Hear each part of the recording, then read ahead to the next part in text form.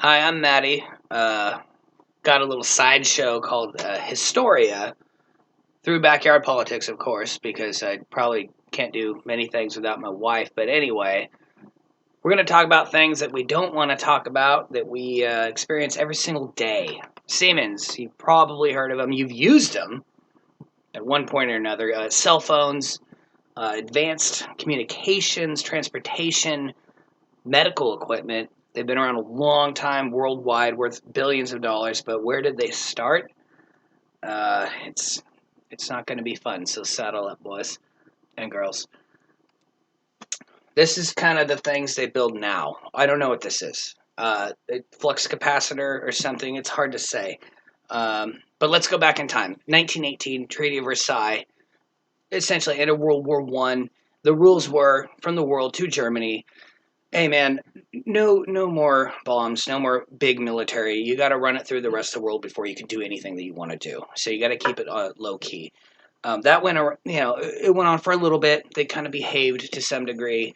Um, Treaty of Versailles, right there. But then this guy, I don't know if you guys have heard of him. Hitler rolled into power in the 20s at some point, and he's like, "Yeah, no, we're gonna get armed up again. We're going to increase the military spending. We're going to build this thing up." And guess who funded them? Well, initially, Siemens funded the Nazi Party. And then once that really took off and took over the country and all these things, Siemens got a little bit of a kickback, and the Nazis said, "Okay, cool. Here's a bunch of military contracts. Build as much as you can for us. It's going to be great." Great for Siemens because of money. Great for the Nazis because of control, and terrible for the rest of the world because this World War II thing happened, which is just a couple spots of it there with bad things going on. So World War II rolls around, does its thing. It's terrible. Auschwitz, you've probably heard of that too. Death camps. Guess who had a factory in Auschwitz? Siemens. Siemens had a factory in Auschwitz, as well as other death camps throughout Germany. Slave laborers, you've heard it before. 10 to 20,000 is their estimate now. It might be much more. I call them death factories because they essentially were working to death to provide money for Siemens and the Nazis too. I've never actually seen this movie. My wife has, though. But anyway, World War II ends, or comes to an end. Allies are bombing and blowing up all these things to fight the war. Siemens says, "Oh, we got to get out of here." So they take their factories out of Auschwitz and elsewhere. They move them to safe zones. They're like, "All right, guys, peace. We'll go elsewhere." So this guy, Mr. Hermann von Siemens, very studious name, he ends up going to Nuremberg and gets tried for war crimes because slave labor, death camps, these things. And guess who backs him up saying, no, he's not guilty, he's one of the good guys? We do. Not me personally. I think my grandma was barely alive when this happened, but still, we back him up, get him essentially, I'm not going to say acquitted, but we get him out of the Nuremberg trials to help go rebuild Germany, which he helped destroy. That's Nuremberg right there. Not used to using slides. So yeah, he becomes a major player in the rebuilding of Germany after he destroyed it. That's just dark, dark comedy, if you ask me. Um, American imperialists backed it. A lot of American companies backed it. Blow them up, build them back up. It's just kind of what we do. So fast forward into the future, a bunch of Benjis land there. I don't usually say Benjis, but Siemens in 1998. Now this is way, way, way past World War II, but in 1998 they paid over $12 million in compensation for war crimes. So it's kind of like they're owning up to it just a little bit, just enough millions to say, hey man, my bad. But considering the catastrophe of it all and how terrible it was. 12 million is not really more than a few pennies thrown in people's faces. So, what the, can I say F? What the F is Zyklon?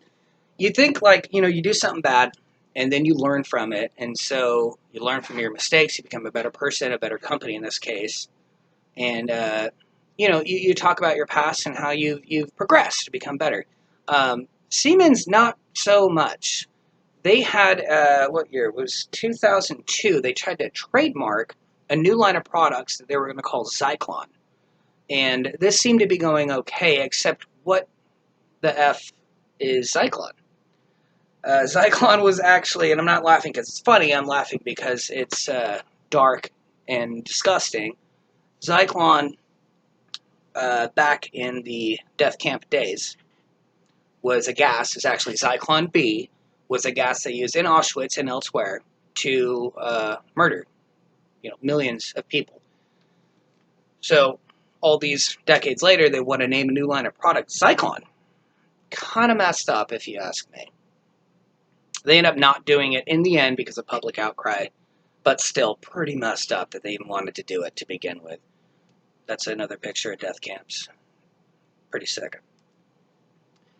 So, coming closer to where we are now, what happened semi-recently, just in a matter of 2 years, just 2 years, between '06 and '08, they had $1.3 billion missing from their bank accounts.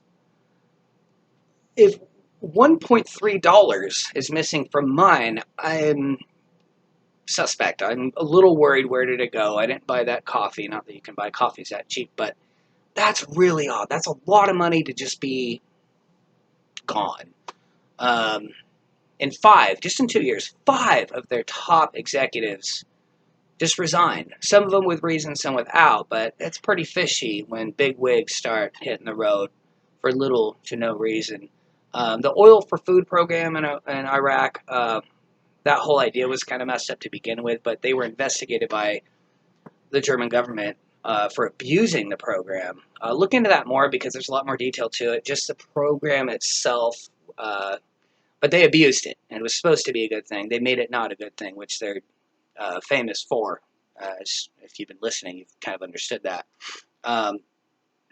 Transparency International is one of the largest worldwide watchdogs to keep companies in check, to keep them from becoming corrupt, and if they do so, they're going to let the rest of the world know. They got kicked out of that organization, so that doesn't look so good on their part.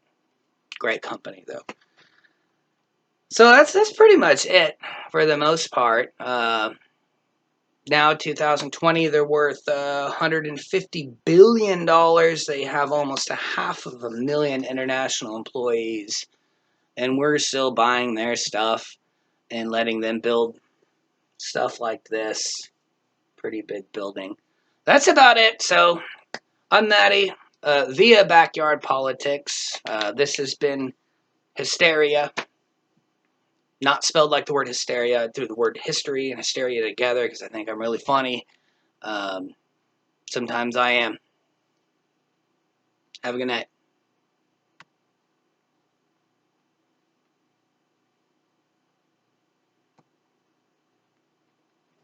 There it is.